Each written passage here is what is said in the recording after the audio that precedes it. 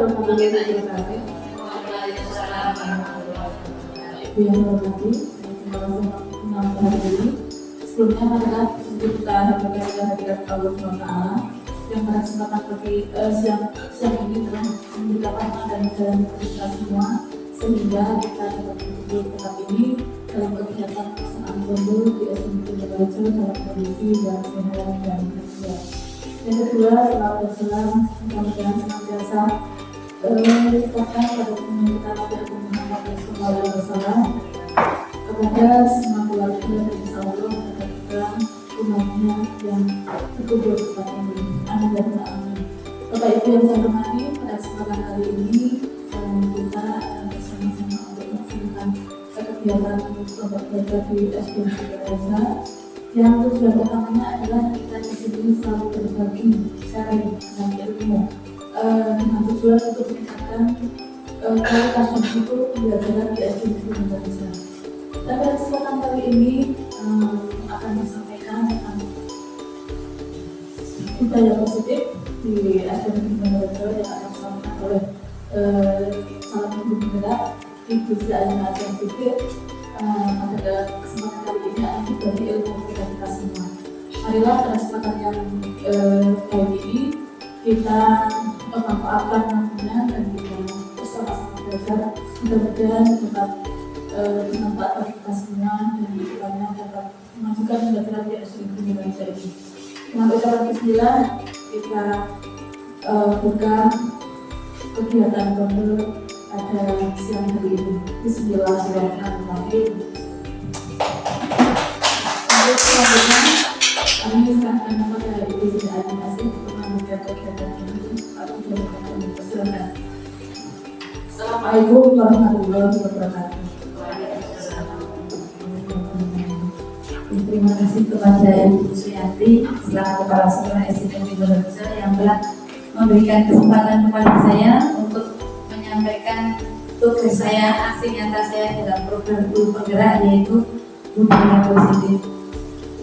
Di dalam budaya positif ini sebenarnya sudah ada kaitannya dengan JPMM. Kalau JPMM yaitu materinya tentang disiplin positif, tetapi di sini di dalam Guru Penggerak kita lebih luas lagi yaitu tentang budaya positif. Ya, sebelumnya mohon waktunya sebentar agar kita nanti lebih semangat lagi untuk menghilangkan rasa ngantuk kita. Monggo kita bareng-bareng untuk ice breaking sebentar. Monggo Bapak Ibu untuk berdiri sejenak.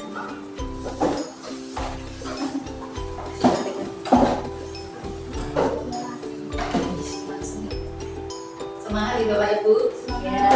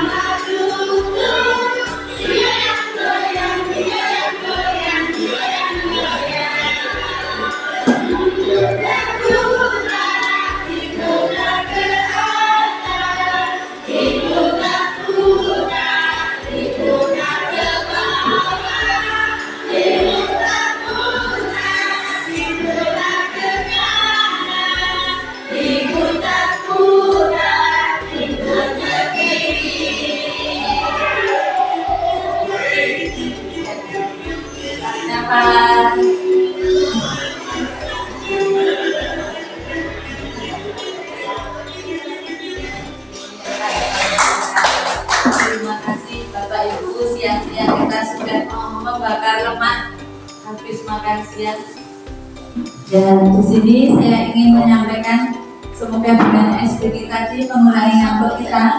Di sini ada konsep inti dari budaya positif, ada 8. Yang pertama yaitu perubahan paradigma, disiplin positif, nilai-nilai kebajikan, kebutuhan dasar pada manusia, motivasi perilaku manusia, posisi kontrol, keyakinan kelas, dan nanti terakhir dengan segitiga restitusi.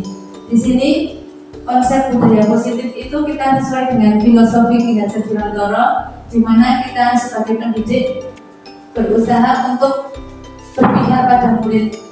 Kita diminta untuk selalu menjadi sesuai dengan 3 filosofinya, yaitu ing aso sing tulodo, ing madya bangun karso, dan tuturi handayani. Yang pertama yaitu terkait dengan pembelajaran dengan paradigma baru. Di sini pada pembelajaran paradigma baru yaitu pembelajaran yang sering kita dengar pada kurikulum merdeka, yaitu pembelajaran berdiferensiasi, di mana para peserta didik belajar sesuai kebutuhannya berdasarkan tahap perkembangan sesuai teori psikologi modern untuk mewujudkan profil pelajar Pancasila, di mana yang kita ketahui ada 6 profil pelajar Pancasila, yaitu beriman dan bertakwa kepada Tuhan Yang Maha Esa dan berakhlak mulia. Yang kaitannya dengan kita beriman itu kaitannya dengan Tuhan, dan berakhlak mulia itu yaitu mewujudkan karakter anak bersikap sosial yang baik, berkebinekaan global, di mana kita sebagai budaya bangsa Indonesia yang memiliki beraneka ragam, kita diminta untuk berkebinekaan global dan juga selalu berusaha ketika ada informasi berita-berita yang dari luar negeri atau dari manapun, dari berbagai sumber, kita sesuaikan dengan kebinekaan, dengan pribadi bangsa Indonesia, bergotong royong, kreatif, mengajak anak untuk selalu kreatif, inovatif, bernalar kritis, mandiri. Ini kaitannya dengan daya nalar anak-anak. Diharapkan dengan 3 kepribadian ini anak-anak akan menjadikan manusia Indonesia yang kreatif, inovatif, menciptakan hal-hal yang original. Ya, kadang kita miskonsepsi tentang apa itu teori kontrol, yaitu miskonsepsinya kadang berpikir bahwa guru itu berhak untuk mengontrol murid. Semua penguatan positif, efektif, dan bermanfaat. Ilusi bahwa kritik dan pembuat merasa bersalah itu mampu menguatkan karakter anak.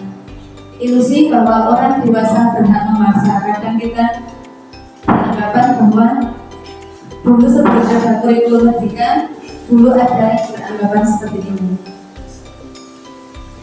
Ya, di dalam paradigma baru itu kita mengenal stimulus respon, kita bukan menjadi pendekatan teori kontrol, di mana dengan adanya teori kontrol ini kita lebih berkolaborasi dan berkonsensus terhadap anak. Jadi kita tidak bisa mengontrol anak, dan kita akan menciptakan motivasi itu intrinsik, bukan dari motivasi ekstrinsik, dan kita tidak ada yang berpikir menang atau kalah, tetapi kita berpikir adalah menang dan menang, karena belajar itu adalah proses, bukan hasilnya. Di sini yaitu kaitannya dengan disiplin positif. Di dalam disiplin positif itu kita yang sesuai dengan PNM. Di sini ada di PNM, yaitu disiplin positif itu berasal dari kata disiplina yang artinya belajar, di mana disiplin mengacu pada disiplin diri yang memiliki tanggung jawab terhadap apa yang dilakukan berdasarkan nilai-nilai yang diyakini. Sebagai pendidik, tujuan kita adalah menciptakan peserta didik yang memiliki disiplin diri, sehingga mereka berperilaku mengacu kepada nilai-nilai kebajikan dan memiliki motivasi intrinsik dalam perubahan ke arah perilaku yang lebih baik.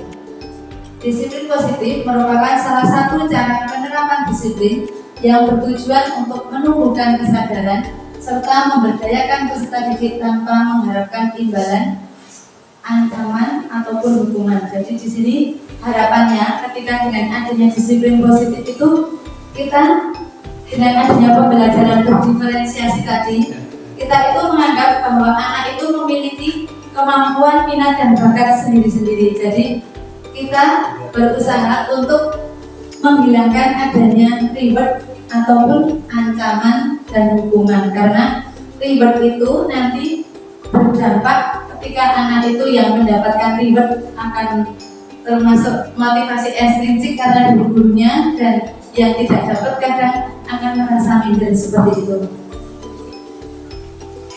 Ya, berikutnya yaitu nilai-nilai kebajikan. Nilai-nilai kebajikan itu adalah nilai-nilai yang baik yang kita sepakati lepas dari suku bangsa, agama, bahasa maupun latar belakang. Contohnya yaitu nilai kebajikan institusi atau organisasi. Sesuai dengan profil pelajar Pancasila, nilai kebajikan sesuai dengan kurikulum merdeka yaitu ada 6 profil yang disampaikan tadi: beriman dan bertakwa pada Tuhan Yang Maha Esa dan berakhlak mulia, berkebinekaan global, gotong royong, mandiri, kreatif dan bernalar kritis. Untuk yang berikutnya yaitu dari Primary Years Program, yaitu nilai-nilai kebajikan yang diambil yaitu adanya toleransi, rasa hormat, integritas, mandiri, menghargai, antusias, empati, keingintahuan, kreativitas, kerjasama, percaya diri dan komitmen. Yang selanjutnya yaitu terkait dengan keterampilan hidup. Anak-anak akan dapat dipercaya di lingkungan sekitar, bersikap lurus hati, menjadi pendengar yang aktif dan juga tidak merendahkan orang lain dan terbaik bagi dirinya. Ya. Adapun nilai kebutuhan dasar manusia, di sini ada 5 kebutuhan dasar manusia, di mana 5 kebutuhan dasar ini jika salah satu saja akan tidak terpenuhi, maka anak jiwa kita kadang akan memberontak seperti itu. Yang pertama, yang pokok, yaitu ketika kita tidak mampu bertahan hidup, kita tidak mampu untuk mencukupi makan, pakaian, tempat tinggal, keamanan dan kesehatan, kasih sayang dan rasa diterima itu ketika di kelas itu kita bahwa anak itu merasa untuk diterima, juga dipedulikan, berbagi, kerjasama, menjadi bagian dalam kelompok. Untuk penguasaan, kadang anak-anak itu harga dirinya, keinginan untuk dianggap menjadi pemimpin, kadang ini muncul ketika anak-anak kelas 1 ingin selalu maju, selalu ingin menjadi pemimpin. Nah, mungkin di sini anak-anak ingin muncul kebutuhan dasar berupa penguasaan, berprestasi, dan ketika berpendapat itu ingin diakui dan didengar. Selanjutnya terkait dengan kebebasan, di sini anak-anak kadang ingin mandiri, melakukan sendiri, memiliki pilihan, mencoba hal baru, dan mampu mengendalikan arah dirinya. Karena anak-anak itu masih dunia bermain, kadang belum bisa menentukan mana yang baik dan buruk. Dari nilai kebebasan ini mungkin kita sebagai pengontrol, pemandu dalam memenuhi kebutuhan kebebasan. Selanjutnya kadang manusia itu juga butuh kesenangan, yaitu anak itu kadang butuh juga dunia bermain, humor, antusiasme dan juga tertawa seperti itu. Selanjutnya yaitu ada motivasi perilaku manusia. Di sini ada 3 model motivasi, nanti ada motivasi ekstrinsik dan motivasi intrinsik. Di sini saya ingin menyampaikan video yang saya unduh dari PNM, yaitu dipaksa biar terbiasa. Ya, mungkin di sini anak-anak kita memaksakan biar anak-anak itu terbiasa untuk melakukan yang baik.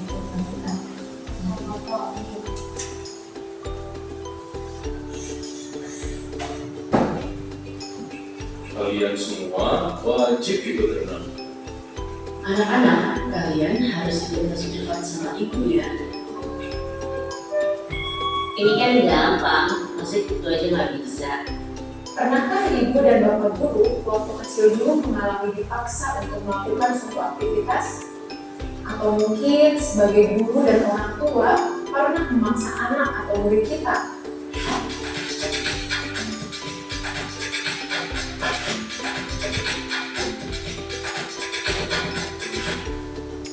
Pemangsa terkadang bisa berhasil, setidaknya untuk jangka pendek. Mungkin anak pada saat itu akan melakukannya karena rasa takut. Namun, ada dampak jangka panjang yang mungkin tidak kita sadari, Ibu dan Bapak Guru. Perilaku tidak akan jadi kebiasaan dalam jangka panjang. Perilaku itu hanya akan dilakukan jika ada paksaan dari luar. Karena perilaku tersebut bukan muncul dari kesadaran internal. Kedua, akan hilang ketertarikan bahkan muncul antipati terhadap kegiatan yang dipaksakan. Misalnya anak yang dipaksa les musik, mungkin malah akan muncul antipati pada musik. Bukan karena musiknya, tetapi karena pemaksaannya. Yang ketiga, kemerdekaan berekspresi dan potensi anak menjadi terbatas. 3 dampak pemaksaan yang Ibu dan Bapak Guru saksikan tadi tentu saja bertolak belakang dengan perilaku disiplin yang kita harapkan. Ki Hajar Dewantara mengingatkan bahwa disiplin yang kuat adalah syarat utama untuk mencapai kemerdekaan. Dalam konteks pendidikan, untuk menciptakan murid yang merdeka diperlukan disiplin yang kuat, yaitu disiplin diri dan memiliki motivasi internal. Sementara merdeka menurut Ki Hajar Dewantara yaitu tidak hanya terlepas dari perintah, akan tetapi juga cara buat memerintah diri sendiri. Hal yang sama diungkapkan oleh Diane Grosset bahwa disiplin diri dapat membuat seseorang menggali kepercayaan menuju kepada suatu tujuan, sesuatu yang dihargai dan bermakna. Sebagai pendidik, kita sebaiknya menerapkan cara-cara yang lebih positif ketika meminta murid melakukan sesuatu tanpa harus memaksa. Di antaranya dengan melakukan hal-hal sebagai berikut. Yang pertama, mengajak atau mendorong murid melakukan kegiatan yang membuat mereka senang. Yang kedua, membantu murid untuk menemukan inspirasinya. Dan yang ketiga, membuka ruang dialog dengan murid. Nah, Ibu dan Bapak Guru, sekarang mari kita refleksikan bersama. Apakah kita cenderung memaksa murid untuk patuh mengerjakan sesuatu? Atau dengan kita melakukan cara-cara lain yang membuat murid merasa senang dan dihargai dalam mengerjakan sesuatu? Bagaimana rasanya ketika melakukan sesuatu tanpa dipaksa? Lalu, cara seperti apa yang ingin Ibu dan Bapak Guru praktikkan di kelas? Selamat belajar Ibu dan Bapak Guru hebat. Salam dan bahagia. Jadi di situ ketika awal-awal kita memasakkan anak dampaknya seperti apa, tetapi tadi sudah disampaikan bagaimana cara-cara kita agar mendorong anak sesuai dengan filosofi Ki Hajar Dewantara, mengajar sesuai dengan kodrat, minat, dan bakat dengan 3 metode tadi. Jadi janjinya seperti itu. Dan selanjutnya yaitu dengan adanya motivasi tersebut seperti yang disampaikan dalam video tadi, bahwa di situ ada bentuk-bentuk motivasi yaitu motivasi ekstrinsik dan motivasi intrinsik. Motivasi ekstrinsik itu yaitu untuk menghindari ketidaknyamanan ataupun hubungan untuk mendapatkan penghargaan dari orang lain. Jadi motivasi ekstrinsik itu motivasi yang muncul dari orang lain. Kadang kita takut karena adanya hukuman, kita juga motivasi ekstrinsik muncul karena kita ingin mendapatkan penghargaan ataupun imbalan dari orang lain. Tetapi yang paling bagus itu adalah ketika kita bisa mengajak anak itu untuk menjadi orang yang mereka inginkan dan menghargai diri sendiri dengan nilai-nilai yang mereka punya. Di sini ada 3 bentuk motivasi seperti yang disampaikan tadi, sudah dibahas tadi. Ada hukuman, konsekuensi, dan restitusi. Hukuman dan konsekuensi mungkin sudah pernah Bapak Ibu dengar. Yang berikutnya yaitu terkait dengan restitusi. Restitusi yaitu memecahkan suatu masalah.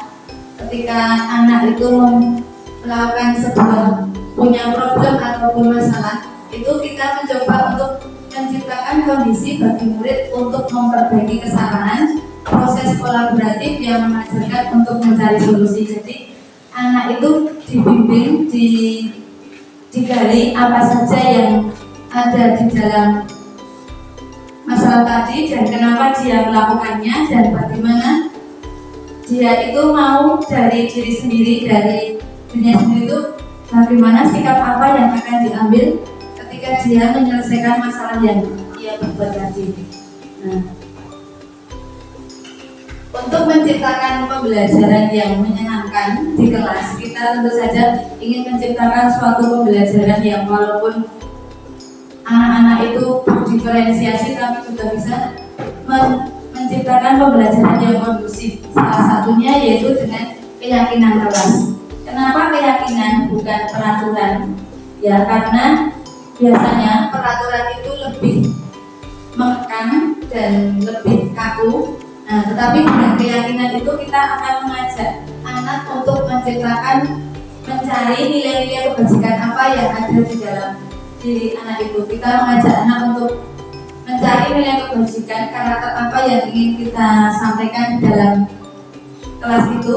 Yang pertama misalnya peraturannya itu kita buat peraturan selalu kembalikan buku ke tempatnya. Mungkin itu akan sedikit memaksa, tetapi dengan keyakinan kelas tanggung jawab. Jadi itu tidak hanya berkaitan dengan mengembalikan buku, nanti anak juga akan tanggung jawab yang lain, misalnya untuk menjaga kebersihan, untuk menyelesaikan tugasnya, seperti itu. Selanjutnya ketika kita membuat peraturan dilarang mengganggu orang lain, itu kan dilarang itu merupakan kalimat negatif. Jadi kita mencoba membuat keyakinan kelas dengan cara menghormati orang lain. Ya, menghormati itu bisa juga mendengarkan ketika Bapak Ibu menerangkan ada temannya yang berpendapat. Jadi kita lebih menggunakan kata-kata kebajikan seperti itu, menghormati orang lain. Misalnya terkait di kelas itu jangan berlari di kelas. Nah, mungkin dengan itu kita melarang dengan kata-kata peraturan, kita ubah menjadi keyakinan kelas, yaitu kita untuk menjaga keselamatan dan keamanan. Jadi kita akan mencoba mencari nilai-nilai kebajikan yang ada ketika kita membuat keyakinan kelas. Nah, ternyata Bapak Ibu di dalam membuat keyakinan kelas ini kita bisa melaksanakannya jika kita membuat keyakinan kelas menciptakan pembelajaran yang kondusif. Ini kita bisa juga membuat aksi nyata. Dalam kita membuat keyakinan kelas itu kita dokumentasikan dan juga kita bisa unggah di PMM dan akan mendapatkan sertifikat. Nah, di sini saya mencoba mengunduh, nanti bisa menjadi inspirasi saya sendiri dan juga teman-teman. Nanti jika kita bisa membuat aksi nyata ini, insya Allah kita bisa mendapatkan sertifikat dan selesai belajar disiplin positif. Ini ternyata sederhana nih Bapak Ibu.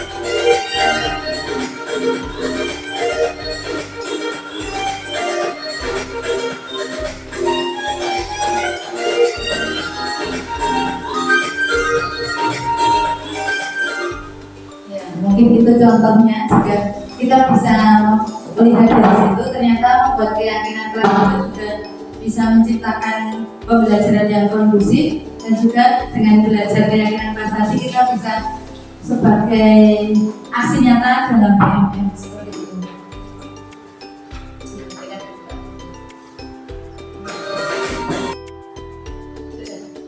Ya, untuk berikutnya yaitu kita terkait dengan posisi kontrol. Di sini ada 5 posisi kontrol. Yang pertama sebagai penghukum, yang kedua membuat merasa bersalah, yang ketiga sebagai teman, yang keempat sebagai pemantau, dan yang kelima sebagai manajer. Di sini ada identitas gagal, identitas berhasil atau sukses, dan juga identitas berhasil atau sukses. Di sini ketika kita menjadi penghukum dan pembuat merasa bersalah ini, yang pertama yaitu kita akan menjadi identitas gagal, yaitu misalnya kita sebagai guru itu menghardik atau menunjukkan, bahkan di kelas itu kita akan menyakiti, menyindir seperti kamu tidak melakukan yang apa sih, rasakan. Itu termasuk kita sebagai penghukum. Selanjutnya hasilnya seorang siswa itu akan memberontak, menyalahkan, bahkan akan berbohong. Kaitannya dengan dunia berkualitas, murid meletakkan guru di luar dunia berkualitas. Selanjutnya murid akan berkata, biarkan saja, nanti juga marah-marah lagi. Jadi di sini anak itu ketika kita menjadi penghukum itu, anak hanya sekedar takut dan itu hanya bersifat sementara.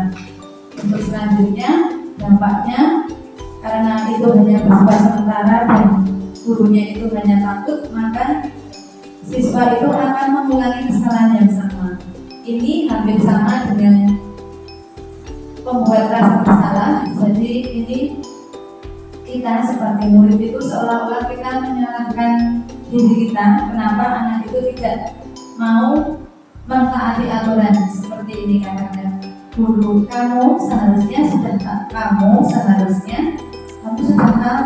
ibu sudah lelah sekali mengatakannya, ibu sudah hampir stres. Dan di sini seolah-olah kita itu sebagai guru itu kita yang bersalah dan anak itu merasa melakukan kesalahan itu. Maka hasilnya hampir sama, murid akan menyembunyikan, menyangkal, bahkan akan berbohong. Di sini kaitannya dengan dunia berkualitas, murid meletakkan guru di dalam dunia berkualitas dan murid berkata, maafkan saya ya Bu, itu hanya baru diucapkan di mulut saja, bahkan itu baru masih bersifat sementara. Dampaknya juga murid akan merasa rendah diri. Selanjutnya yang identitas yang kontrol dari luar ini lebih bagus lagi daripada penghukum dan pembuat rasa bersalah, yaitu ketika kita sebagai teman dan pemantau. Kita sebagai teman itu biasanya membuatkan alasan-alasan untuk muridnya. Ayolah, lakukan begini ibu, masa kamu tidak mau? Ingat, ibu kan pernah membantu kamu. Nah, akibatnya nanti siswa akan menjadi ketergantungan. Siswa akan menjadi lebih dekat dengan kita. Jadi kalau tidak ada kita, siswa itu tidak mau seperti itu. Nah, mungkin dampaknya nanti ini berdampak lemah, jadi anak tidak mandiri dan juga akan bergantung kepada kita.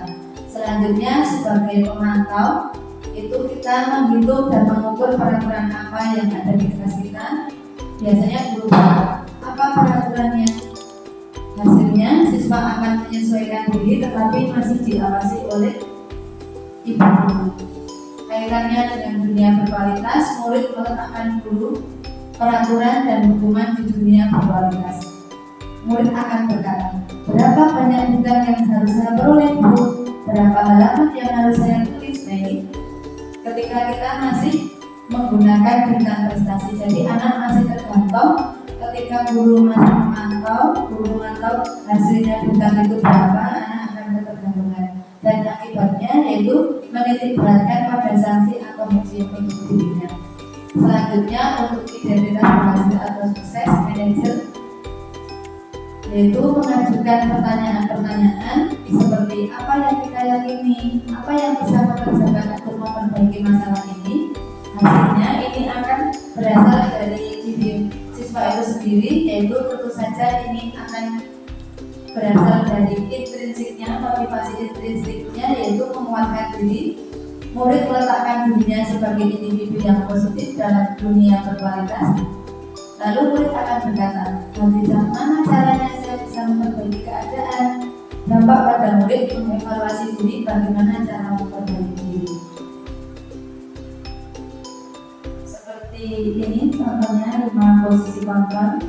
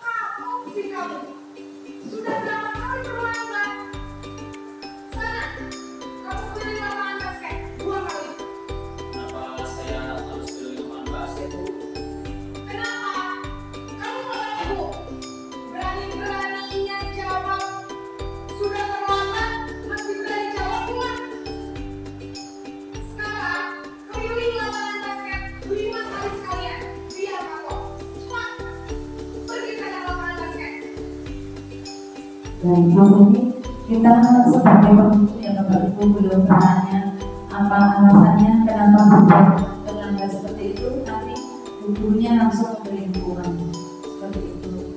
Dan berikutnya yaitu posisi kontrol, posisi pembuatan kesan.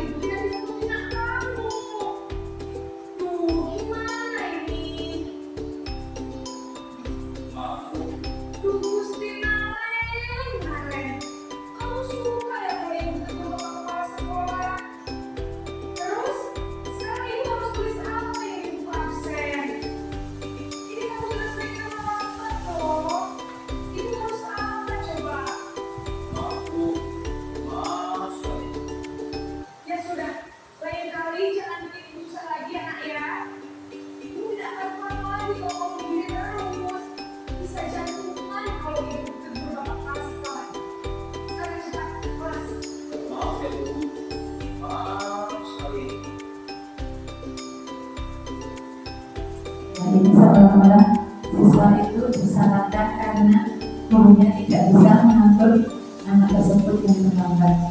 Selanjutnya di sini terkait sebagai teman, kita sudah soal juga seperti teman.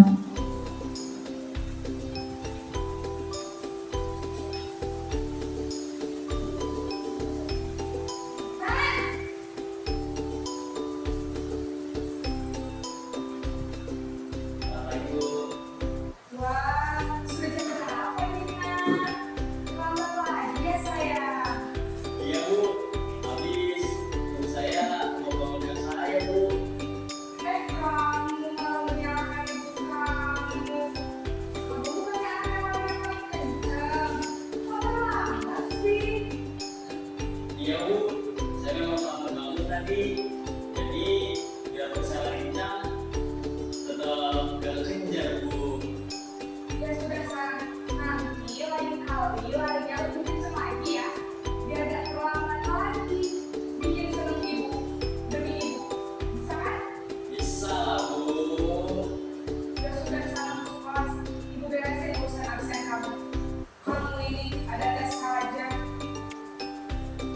kalau di sini ini ya terlalu dekat, jadi kadang malah kita menyepelekan hal-hal yang menjadi aturannya, kita sebagai guru malah tidak mematuhi sendiri, seperti akan membuat biar jalan administrasinya jalan, jadi anak biarkan masuk tetapi administrasi kita buat yang bagus-bagus seperti itu. Nah, ini yang paling bagus yaitu sebagai pemantau.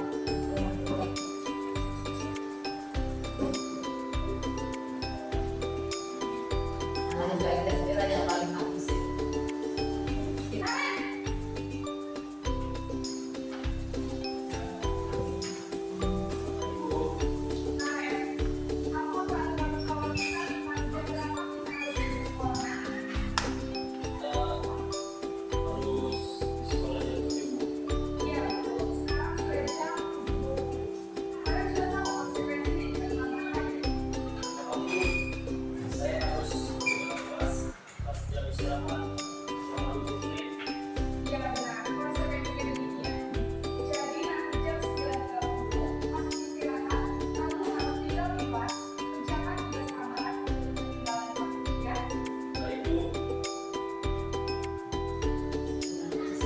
Yang terakhir yaitu sebagai posisinya yang bagus yaitu ketika sebagai manajer.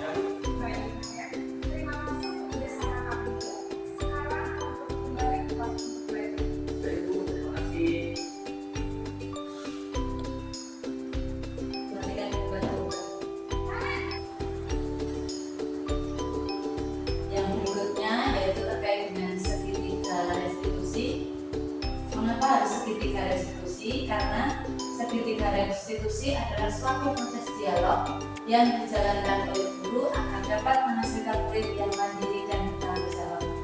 Restitusi adalah sebuah proses menciptakan kondisi bagi murid untuk memperbaiki kesalahan mereka sehingga mereka bisa kembali pada kelompok mereka dengan karakter yang lebih kuat. Hal ini disampaikan oleh dosen.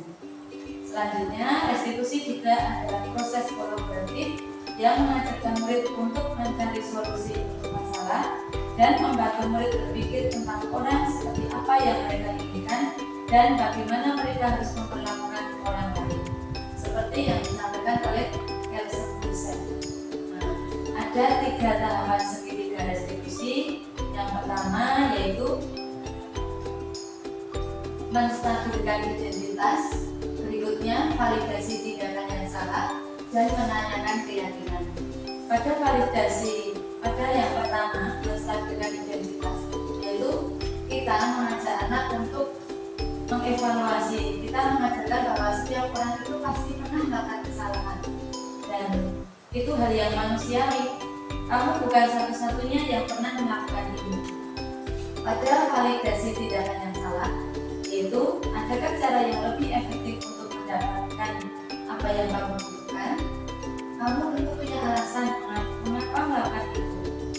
Berikutnya yaitu ketika menanyakan keyakinan, yaitu bertanya kepada anak, keyakinan atas apa yang kita sepakati. Lalu, kamu ingin menjadi orang seperti apa? Pada saat menstabilkan identitas, itu seperti yang saya sampaikan tadi, bahwa kesalahan itu adalah hal yang manusiawi. Tetapi kita mengajak anak untuk tidak tertarik mencari tahu siapa yang benar dan siapa yang salah. Tetapi kita akan berusaha bagaimana menyelesaikan masalah ini dan apakah kamu mau bersikap lebih baik terhadap dirimu sendiri. Pada validasi keyakinan, pada dasarnya setiap tindakan manusia tujuannya adalah memenuhi kebutuhan dasar, apakah itu penguasaan, kebebasan, kasih sayang, dan rasa diterima, kesenangan atau bertani. Biasanya guru berkata, kamu bisa saja kan melakukan hal yang lebih buruk ini, lebih buruk dari tadi, tapi kamu tidak melakukannya. Kamu pasti punya alasan mengapa melakukannya. Apa yang penting bagi kamu? Kamu boleh tetap berusaha menjaga sikap itu, tapi tambahkan sikap yang lain yang lebih baik. Selanjutnya yang terakhir yaitu ketika kita melaksanakan segitiga restitusi, yaitu menanyakan keyakinan kelas. Hal-hal apa saja yang ada di dalam kelas kita, mengingatkan kembali nilai-nilai universal apa yang telah kita sepakati. Kelas yang ideal itu seperti apa sih? Aku ingin jadi anak seperti apa? Jadi ini menanyakan kepada anak terkait dengan motivasi intrinsik, menanyakan apa yang telah kita sepakati di kelas dan apa yang telah dilanggar dan bagaimana kita memperbaikinya.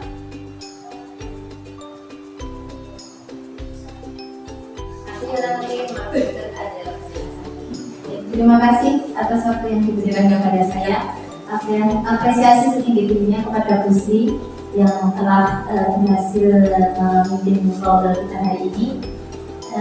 Tadi terkait dengan budaya positif itu yang mau saya tanyakan.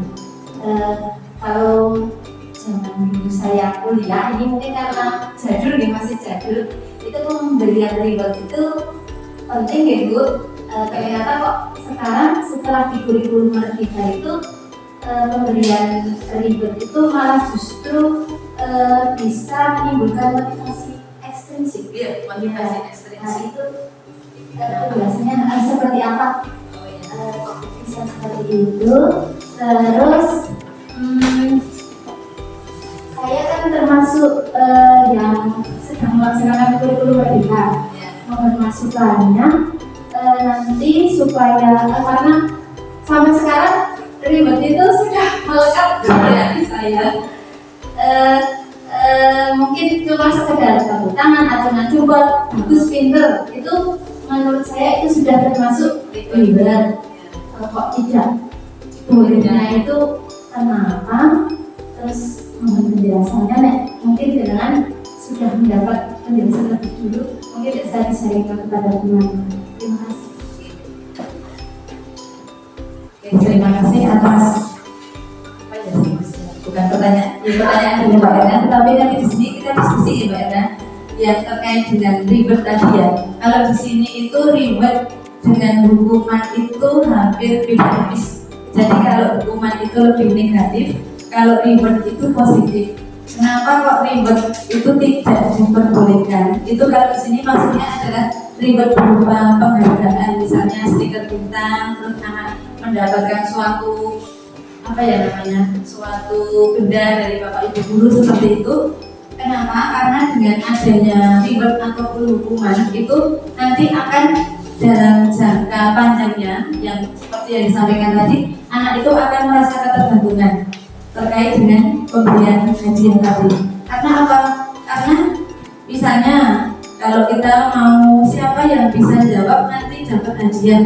Nah misalnya ketika dalam tadi disampaikan anak itu mempunyai bakat dan minat sendiri-sendiri, dan kebetulan anaknya yang tidak bisa berhitungan, hitung-hitungan itu nanti dia akan di belakang, tidak dapat terus. Nah mungkin di situ, dan juga nanti yang dapat cuma itu saja, seperti itu terkait dengan hadiah. Terus seperti yang disampaikan Mbak Erna tadi terkait dengan acungan jempol ataupun tadi tepuk tangan, itu boleh Mbak dilakukan karena itu bentuk apresiasi. Jadi di sini yang dimaksud reward di sini adalah berupa hadiah ataupun hukuman seperti tadi. Misalnya kita tiba-tiba diminta anak untuk mengelilingi lapangan, itu kadang dari dampak negatifnya anak itu akan takut itu kan ketika ada bapak ibu, tetapi kalau tidak ada, kadang anak itu malah mau paling-paling yang suka, ada seperti itu yang saya dapat ketika mendapatkan materi ini. Tapi ya kita baru belajar karena di sini sesuai dengan filosofi belajar di Mantoro itu kita diminta untuk menuntun proses belajarnya, jadi menyampaikan berdasarkan bakatnya seperti itu Mbak Erna. Mungkin ada pertanyaan lagi, saya belum. Mbak Erna kok aku belum puas Bu, nanti bisa saya sampaikan teman yang lain untuk diskusi. Berarti di Makassar saja kalau berikutnya itu tidak berupa iya, berikutnya berupa bisa juga jempol, terus tepuk tangan, nanti bisa untuk apresiasi. Terus nanti kalau setiap hari diberikan seperti itu kan lama-lama berarti biasa kan tepuk tangannya tidak perlu hari biasa. Oh ya, oke. Kalau hadiah itu biasanya itu ketika lomba. Jadi ketika lomba itu boleh diadakan ya. Tapi kalau di kelas itu kadang saya awal-awal ketika mendapatkan materi ini juga kaget. Padahal aku sudah tak tulis di sini Mbak bintang prestasi. Ketika ternyata itu tidak boleh, terus sekarang juga belum tak lakukan lagi, mungkin tak hapus seperti itu. Mungkin itu saja.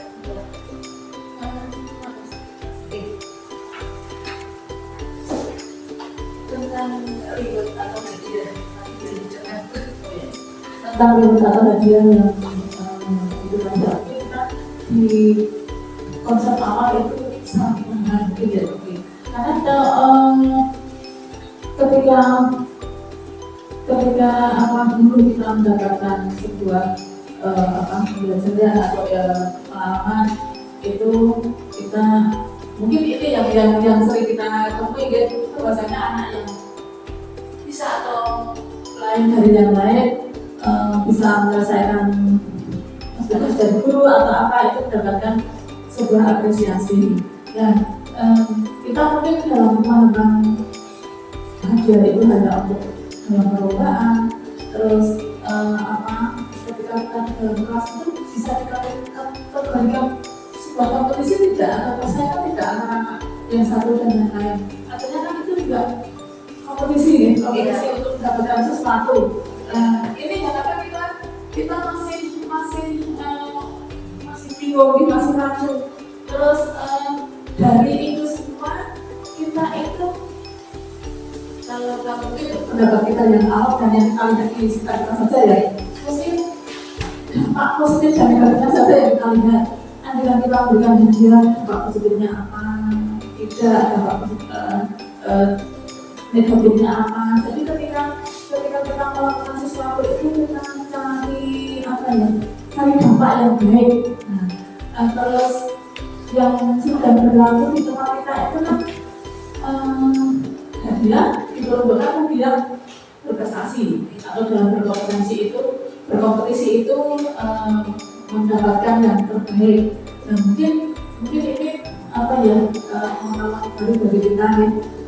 Walaupun kita tidak serta-merta harus menggunakan apa yang menjadi kebiasaan yang sudah baik, tidak serta-merta menggunakan kebiasaan yang sudah baik, hanya saja kita memberikan penekanan konsep kepada anak bahwasanya kalian itu harus selalu termotivasi dengan keinginan dengan kepemimpinan yang harus baik. Karena apa? Untuk kebaikan guru yang lain belum tentu kita itu selalu memberikan apresiasi sama. Kalau memberikan apresiasi sama, jadi mungkin kalau kita mungkin merubah sekarang nggak bikin ya apa yang kita terjadi di sini. Mungkin dia lambat laun sedikit itu maka kita bisa menyesuaikan dengan konsep pembelajaran dari Kementerian tahun ini. Nah, itu monggo untuk pengembangan di wilayah kita, khususnya di SMP Bondowoso itu seperti apa yang namanya reward, selama itu positif saja dan tidak memberikan dampak yang misalnya kalau nanti ada ketergantungan atau apa, itu kita melihat dampaknya saja, dampaknya saja. Saya tidak bertolak belakang dengan ini, tidak berkenalan dengan ini, SOP saja, tapi kita melihat nanti kita memberikan perubahan kepada sekolah kita itu istilahnya bertahap lah dalam berproses gitu. Jadi untuk yang mungkin kebiasaan jalan itu boleh saja kita lakukan selama tidak bertentangan dengan norma atau apa ini norma, karena ini semuanya dengan nilai ya. Seperti itu lebih baik dalam pelaksanaan kita, jangan kemarin sudah terbiasa sangat berat sekali dengan ribet yang berupa pemberian apa-apa terus apa karena masalah terus dihilangkan sama sekali kan nanti akan berbalik semuanya. Jadi mungkin ini sebuah apa ya hal baru terus kita dalam masa transisi dari kurikulum yang kita itu berada di sana pendidikan dengan kurikulum. Tapi kalau kurikulum tidak itu juga di sana pendidikan, tapi kita tetap terbingkai oleh hal-hal yang oleh hal-hal yang di apa sebenarnya acuan di kurikulum itu tidak terus kita anggap dengan perbedaannya kita perbedaannya pasti juga berbeda dalam hal yang atas. Terima kasih sekali untuk informasinya ini, dan kita sedikit demi sedikit bisa mengadopsi apa yang sekiranya pantas, semuanya pantas, sekiranya pas cocok diterapkan di lingkungan kita. Terus kita semangat terus untuk selalu belajar mencari hal-hal yang baru yang bisa kita terapkan di kita, tapi kita jangan ada hal-hal yang dipaksakan kalau kita belum siap seperti itu, karena memang kondisi kita mungkin tidak seperti yang tetap tadi. Misalnya kan yang masuk di PLN itu kan yang sudah maju sekarang, sudah maju semua, paling tidak kita ada bingkai untuk ke arah situ, baru tidak bisa sepenuhnya kita laksanakan sesuai dengan kondisi kita seperti itu. Terus lagi mungkin saya tambah dengan Mbak Zul yang tadi tentang pembelajaran diferensiasi ya, pembelajaran diferensiasi itu kita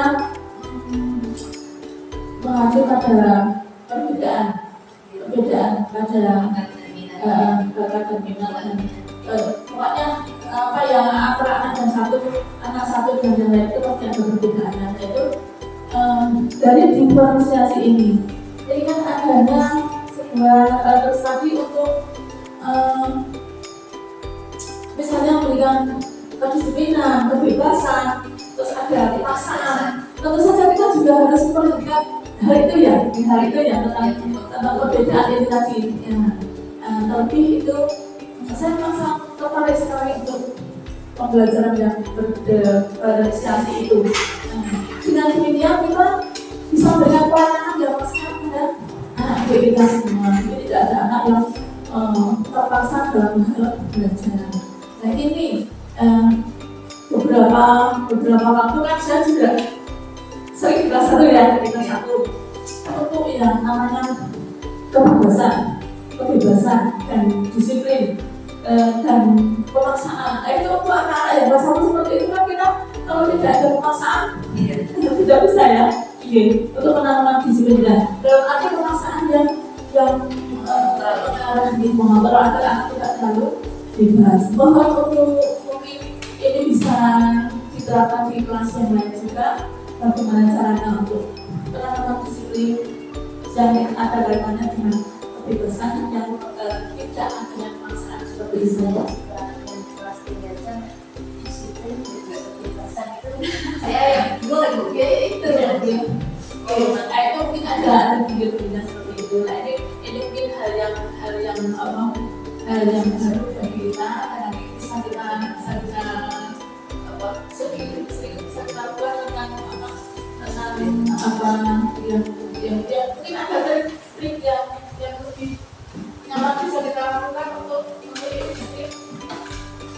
eksploitasi GPS ada yang dulu kayak kalau keras gitu namanya seperti itu. Dan kita juga di sini justru ini jadi dan utama sasaran utama siswa ya, sasaran utama siswa. Jadi apapun itu kita tetap memperhatikan tentang perbedaan dari segi kemampuan kita tetap dan sebagainya. Itu juga sering kasih hanya itu sebagian saja kita mungkin bisa.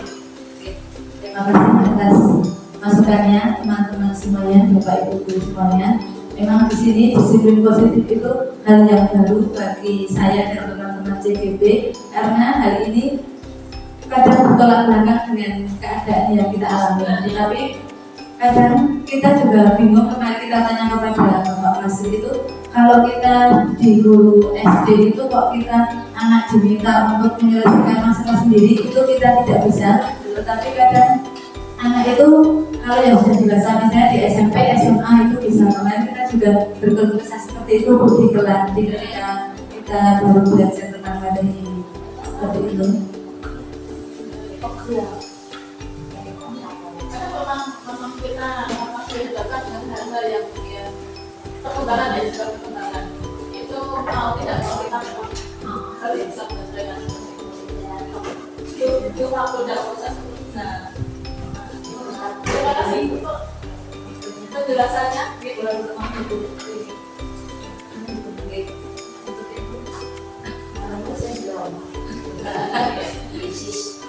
Terima kasih Bapak Ibu telah meluangkan waktunya bisa kita berdiskusi bersama terkait dengan disiplin positif ini. Mungkin dari saya banyak kesalahan maaf.